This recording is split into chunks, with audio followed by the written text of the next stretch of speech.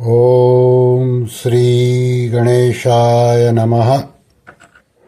सभी व्यूअर्स का ये चैनल में हार्दिक स्वागत है। सभी को सादर प्रणाम के साथ जय श्री कृष्ण।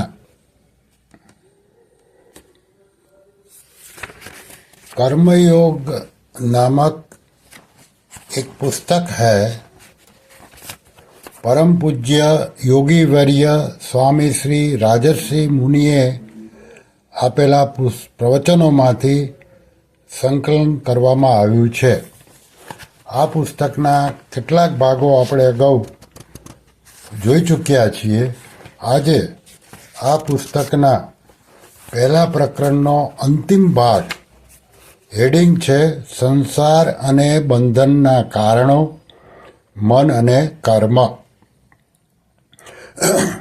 સંસાર શબ્દનો ભાષાકીય અર્થ અસ્તિત્વ કે ભૌતિક અસ્તિત્વ થાય છે। આ સિવાય સંસ્કૃતમાં એક વ્યાખ્યા છે, સરતી ઇતિ સંસાર, અર્થાત જે સરકતો રહે છે તે સંસાર। એ દ્રષ્ટિએ સંસાર અનિત્ય છે।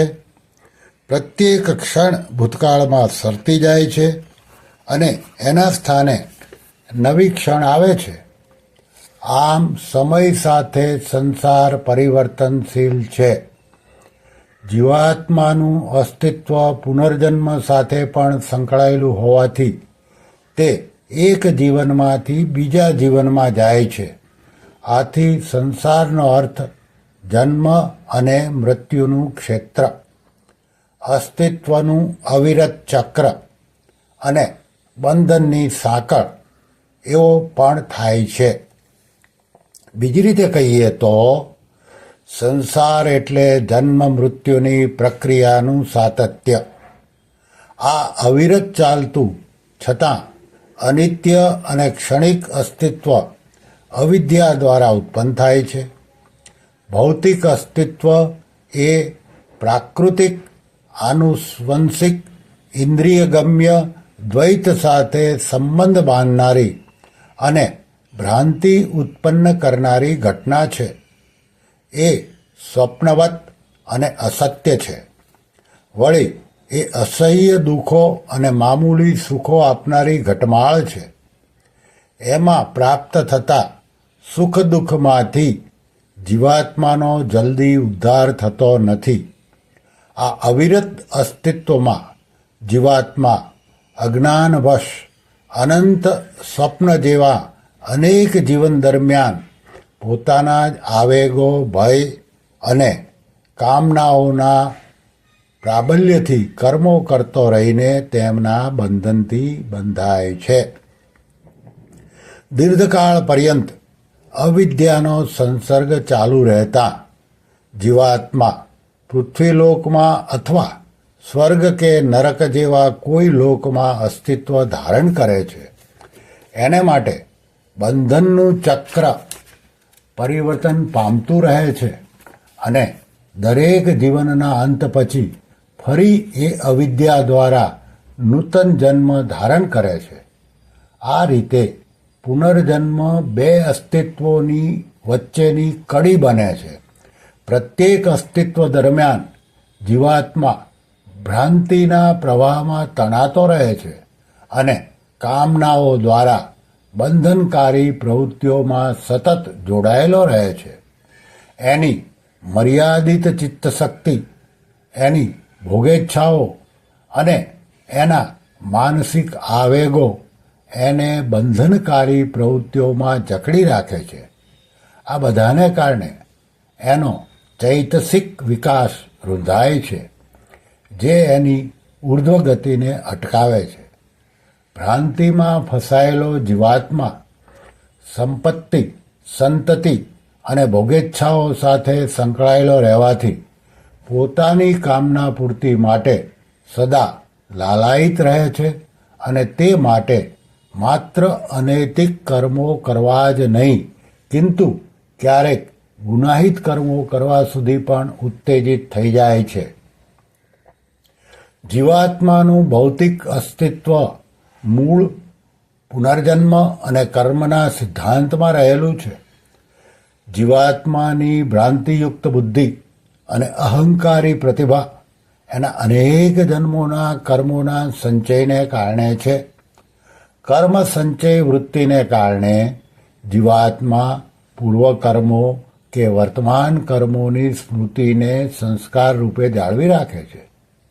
એ પ્રાપ્ત જન્મના અને પૂર્વજન્મના તમામ કર્મોના સંસ્કારોને અંતઃકરણમાં જાળવી રાખે છે. આ રીતે કામનાઓની, ઈચ્છાઓની અને કર્મોની સંગ્રહિત છાપ બીજા જન્મમાં વૃત્તિઓ રૂપે આગળ ચાલે છે. બીજા જન્મે એ વૃત્તિઓ જ કામનાઓની પૂર્તિ માટે જીવાત્માને પ્રેરિત કરે છે, જે ઈચ્છિત વસ્તુની પ્રાપ્તિ માટેની લાલચમાં પરિવર્તિત થાય છે. પછી યોગ્ય સમયે લાલચ આપોઆપ આવશ્યક કર્મો દ્વારા ઈચ્છા પૂર્તિમાં પરિણમે છે. આથી સ્પષ્ટ થાય છે કે કામનાઓ અને ઈચ્છાઓ જ ભોગ પ્રાપ્તિ માટે મનને કાર્યરત રાખે છે. આ મનને અસ્તિત્વમાં લાવે છે અવિદ્યા.